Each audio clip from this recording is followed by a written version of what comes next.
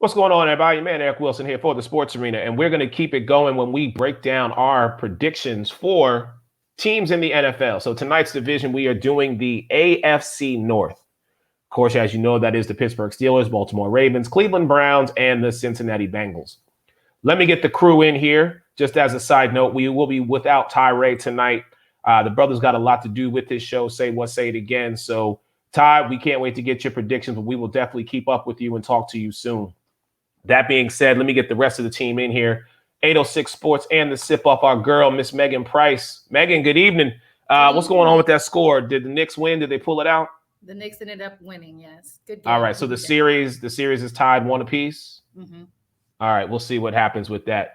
Next up, let me get my man, Florida Sun Review and Fantasy and Flavors, Mr. Alex Fleming. Good evening, sir. What's going on?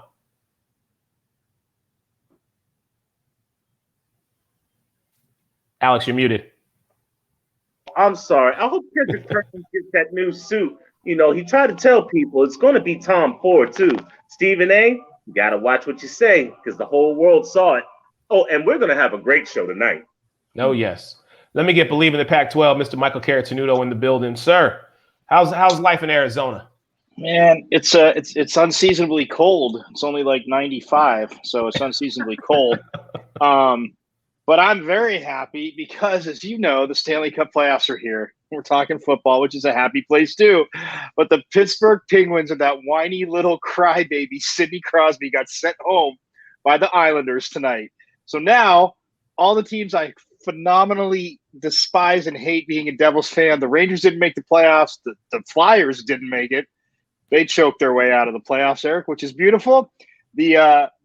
The Devils, of course, yes, they didn't make it either, but now the Penguins are home, and Sidney Crosby can go cry and blame everybody else because he's a crybaby. So I'm excited for this show like Alex, too, because, yeah, I think him and I are going to be in a lot of agreements about this ridiculous Lamar disdain. So, all right. The Penguins got sent home, man. It's a happy day. Happy day.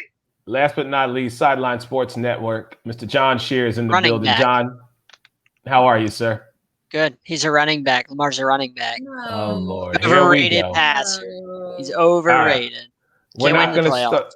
Oh, okay. All right. With that being said, let's get this party started here, and let's talk about these teams. It is the AFC North, like we said. So first up, the team that, Mike, you and I think we have a lot of questions on, but I want to talk to us about them. In fact, it is here, as you can see, the Pittsburgh Steelers. Here is their schedule for those who can take a look at it. But, Megan, let me go to you. This is a team last season that tailed off 11 straight before basically just falling off a cliff. And they made the postseason, of course. However, they got beat by their divisional rivals in the Cleveland Browns in the first round of the postseason. If you're Ben Roethlisberger, Mike Tomlin, Juju Smith-Schuster, and the rest of that crew, how do you come back from this? And more importantly, how do you set the tone looking at this whole schedule, Megan? To be honest, I don't think they come back from this. I think they've regressed. I have them at 9-8. I think they have major problems in their quarterback position. Don't get me wrong. He still has a ton of talent, but he's aging. He's waning. They don't have a solid backup. We've seen what happened with him with the Cleveland Browns anyway. Of course they got beat like that because look at what happened the year before. So there's no way that they're gonna get up on Cleveland like that. Now they do have enough talent that they're gonna be above 500. They are gonna have a winning season, but they're not winning this division. And it's time to move on from Big Ben. Wow. Time to move on from Big Ben. Okay. So what is your prediction for the for the Pittsburgh Steelers? 9-8.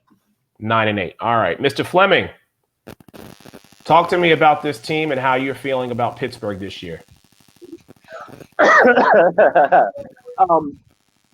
I've defended Mike Tomlin multiple times, and he's never had a losing record. And people hate Tomlin for all the wrong reasons. But let's be real with each other. I'm a big fan of Najee Harris, too, and I wish him nothing but the best. But the running game doesn't mean much when you don't have an offensive line. You lost Mr. Pouncey. Andrew Villanueva went to the enemy in Baltimore, and Gilbert decided to retire. Best thing about your team was the defense. Defense is going to be pulling the Chicago Bears of 2006. They're going to be on the field for a while because that offense is soft. Big Ben Roethlisberger has digressed. He's been playing a little bit too long, if you know what I mean. Juju, you need to grow up, bro. I know you're 22. I'm fully aware you're 22. But that TikTok got you knocked out against the Bengals last year. Oh, and Chase Claypool, you're solid, but you need to understand that whenever you do something stupid, somebody's got a video camera ready for you. And if you could pop up the schedule, please. There's some issues I have with this schedule, like that Chicago game, that's an L. That Buffalo game, that's another L. I don't think you can beat Carolina, to be completely honest with you. Green Bay, if Rodgers is there, is an L. Cleveland likes spanking your ass. They're starting to get that taste in their mouth for that. You have absolutely nothing for the Baltimore Ravens, and I'm saying that as nicely as possible. And last but not least, for some odd reason, I think the Vikings are going to get you. So, newsflash, Pittsburgh Nation, Steel Curtain Nation. I think Mike Tomlin is going to experience his first losing season, 7-10. Wow. Did you see the last 6 games of that schedule? I did, Mr. Shearer, and I'm glad you said that because that's exactly where I was going. Way to tee it up, my friend. But please talk to me about that schedule, sir. Man, looking at those last 6 games, even at Minnesota, that's not an easy game. Going to Minnesota, if it was in Pittsburgh, it'd be easy. But even going to Minnesota, play Dalvin Cook, Justin Jefferson, all those guys, that's not easy. You got to play Baltimore, Cleveland, Kansas City, go to Tennessee. Like I said, go to Minnesota. The end of that schedule is brutal. I mean, yeah, they get the Bengals twice, in the season, but their schedule overall is not great. I mean, I see 8 and 9 only because that defense is really, really good. I give the defense all the credit in the world with TJ Watt and crew. They still lost a lot of pieces, but the defense, like you said, Alex, will carry them a lot, but their offense is limited. We don't know what Najee Harris is. The line's terrible. Ben Roethlisberger can't throw a ball worth to save his life. He's got a noodle arm. And the receivers are soft as anything. Juju always gets knocked around. Those TikTok videos are, like Alex said, those TikTok videos, all that stuff, that's got to go. You're an NFL receiver. I get you 22, whatever. But grow up, man. Come on. Like, you're gonna keep getting knocked out. Like, people see you as soft. Like, he was good when AB was there. He was the number 2. But since AB's gone, he's proven what he is. He's Mike, a nice slot receiver. That's about it. Mike, before I get you in here, let me just pose a question to both Alex and John. So, Mike, Megan, give me a second here. Gentlemen, let me ask you both the question because you're speaking about the age of Juju Smith-Schuster. And while I agree with you, you are, Juju, you're on the highest level for a football player.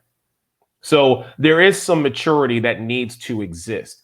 However, we are in a day and age where these TikTok videos and social media have become the norm. It's not the back in the day. So my question to both Alex and John is this. Can we really fault him for simply being a 22-year-old guy? Now, granted, yes, he is a 22-year-old wide receiver in the NFL, something that the 0.0001% get to do. But he is just 22. The thing is, all those diva receivers you've ever really seen in the NFL, they've been able to back it up. Juju hasn't backed it up. The only time he backed it up was when AB was the one taking double coverage, and you got single coverage, and nobody had tape on you. You were a rookie, and you came out of nowhere. Now that you're the number 1, you haven't done anything. All you catch it. You have games where you catch a pass for -2 yards. You have games like that. You can't have that.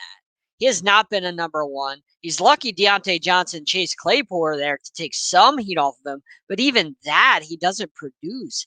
He's not a number 1. He's a slot guy to me. And yeah, like I said, until you prove it, until you can do what T.O. did, yeah, he was a distraction, but remember, he backed it up all the time. Odell Beckham, when he was with the Giants, he backed it up. Like, these guys that are divas, they back it up. Juju hasn't proven anything to me. That's the difference in that. I get what you're saying, John, and let me go to Alex with that same kind of scenario. When we talk about the T.O.s and the Chad Ochocinco's and the OBJs, these gentlemen were a little older, if you will. Now, they may not have been like, in their 30s, but they were a little older, and we really didn't really see their eccentricness, if you will, until they had kind of established them being a top wide receiver in the league. So Alex, I want to kick that over to you, sir, and say, do we think in time Juju could actually mature, but yet still be the guy that we know him to be?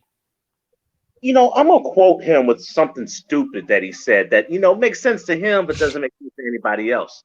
He said Big Ben Roethlisberger was the best quarterback he ever played with. Well, let's look at that dichotomy. He only had one quarterback in high school, and you played football at USC. So technically, yeah, Big Ben is the best quarterback you ever played with. But you were too scared to leave in free agency because you had to prove to be number one. And people get cut when they don't produce in the NFL. Chase Claypool led in touchdowns. Deontay Johnson led in receptions. You barely led in yards. You took games off. Juju, you're not a number one. You're barely a solid number two. Just like Mr. Shearer said, you're a solid slot guy, and you need people around you to help. Well, you know what? Your time's coming because corners are lining up against you. They want to knock your block off. They want you to do TikTok videos so they can get extra motivation just to hurt you. And with the squad you got around you now, you're going to get used to losing because all of that is just fuel for other people's fire. This is the NFL, and it also stands for not long. He's going to get his head knocked off. Keep doing the trash that he's doing. You need to grow up. Okay, fair enough. Mr. Carotenuto, I appreciate your patience with this. Let me get you in here on Pittsburgh because I know this is a team that you are not a fan of for several reasons. One being the fact that up until just recently, it was you and Dallas and Pittsburgh who had the most rings until Tom Brady came in and shut y'all down with that. And San Francisco. And San Fran. But San Fran's, they're San Fran. But talk to me about Pittsburgh, Mike, because Tomlin is still the head coach, and he has been known to get it done. Look, they've always drafted well, too. And, I mean, the two offensive linemen, they got the center out of Illinois, and they got the tackle, Jones Jr., something out of Texas A&M. So, I mean, yes, obviously the kid out of Illinois is not Pouncey. I get that. But – look, I look at it like this. Yeah, their schedule. I mean, that last six is insane, especially when you throw Kansas City in there. But I mean, that's one thing about Mike Tomlin, though. He's always had his teams ready. I mean, and that's one thing. I mean, I can't stand it. Like I said, ever since he went on the field there in Baltimore, or actually in Pittsburgh when what's his name? Was it Torrey Smith was running that kick back?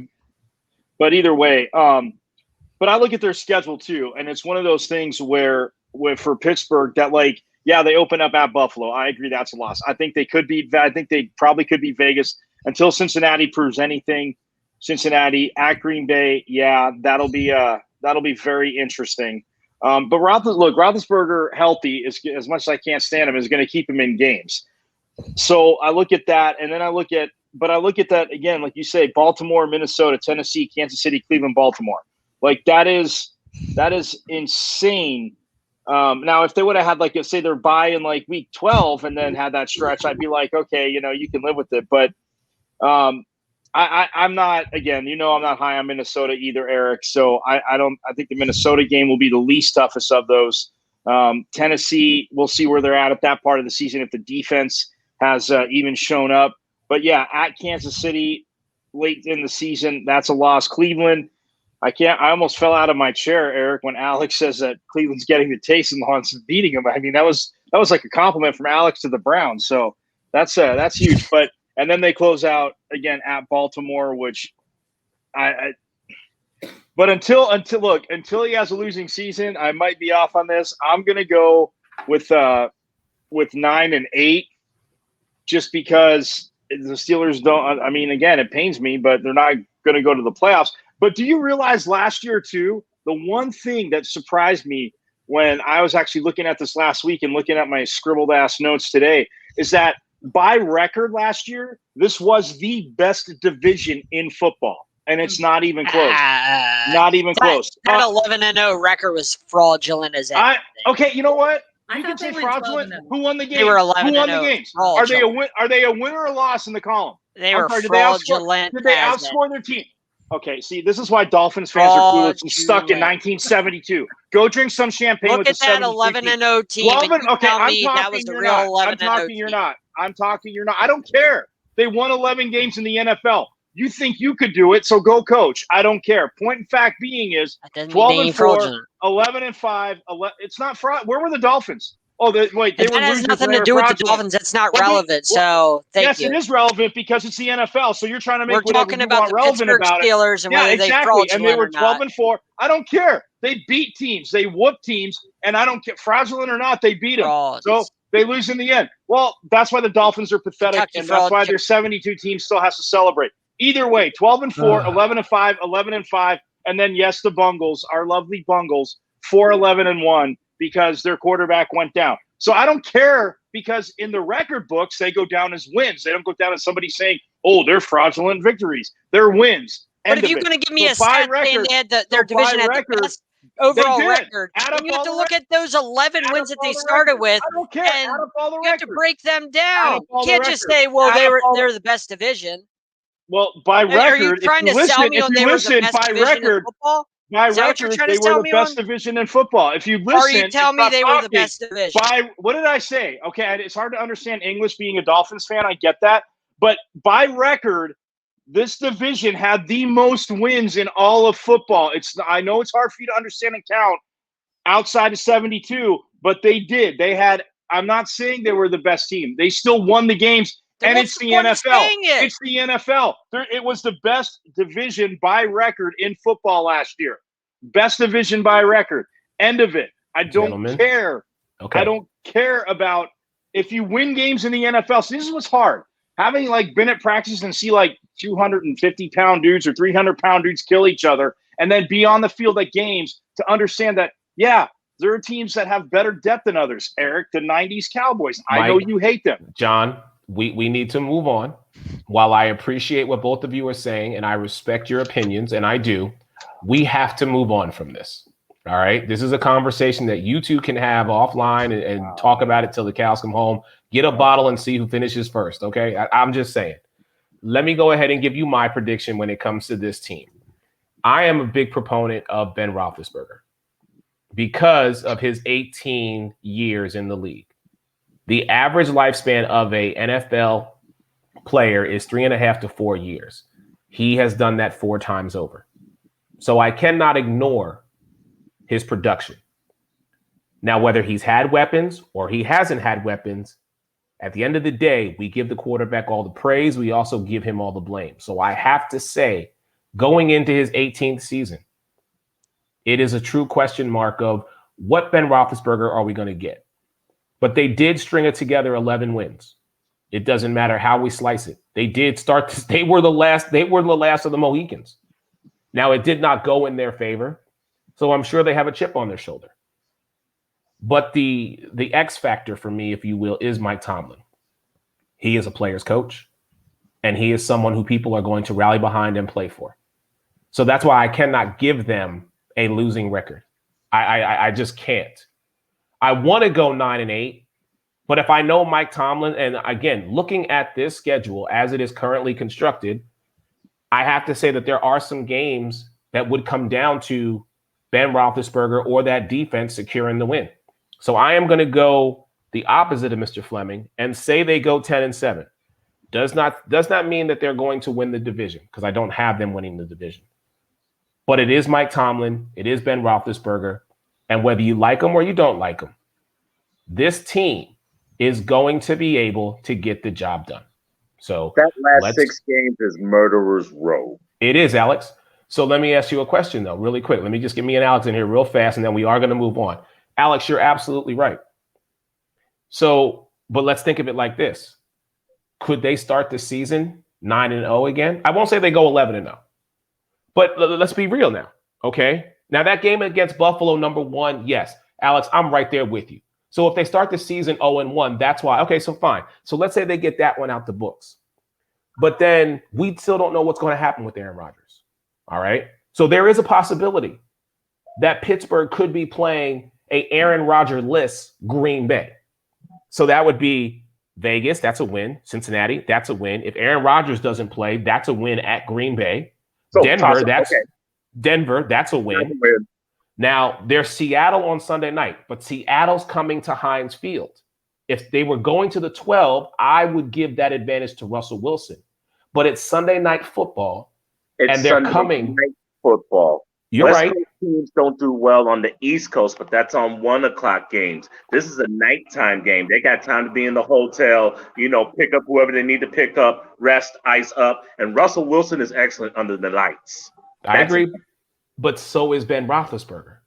He might not be as great as Russell Wilson, but he has found ways to get it done.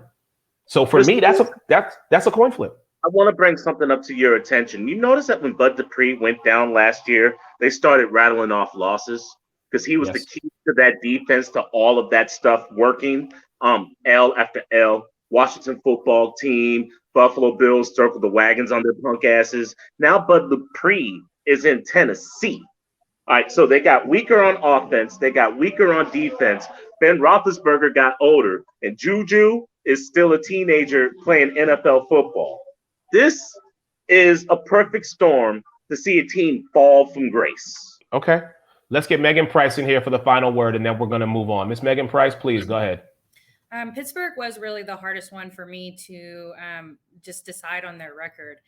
You don't really know what's going on there. And for me, I think the reason that put so many questions out there is their game against Dallas last year. We all know we didn't have our starting quarterback. A lot of our O-linemen were gone. Our defense was atrocious, and yet our third string quarterback almost beat them. Now, Ben was able to save the game. It was all on Ben, but he was hurt as well. So just miraculously, he still managed to get a touchdown. But it was not a large win. It was not a blowout. It was very close against Dallas's third string. So that's why I have questions about Pittsburgh. Fair enough. All right, let me get the rest of the team in here. So let's move it on. Let's go on to. What's her record? She didn't give her prediction. Yes, she did. Megan said 9-8. Megan was first. We do ladies first here on the Sports Arena. You know that, Mike. Come on now. I know she did. I know I was listening to her, but I'm like, did she ever give a prediction? So we agree. Touch back real quick. Great minds think alike. 9-8.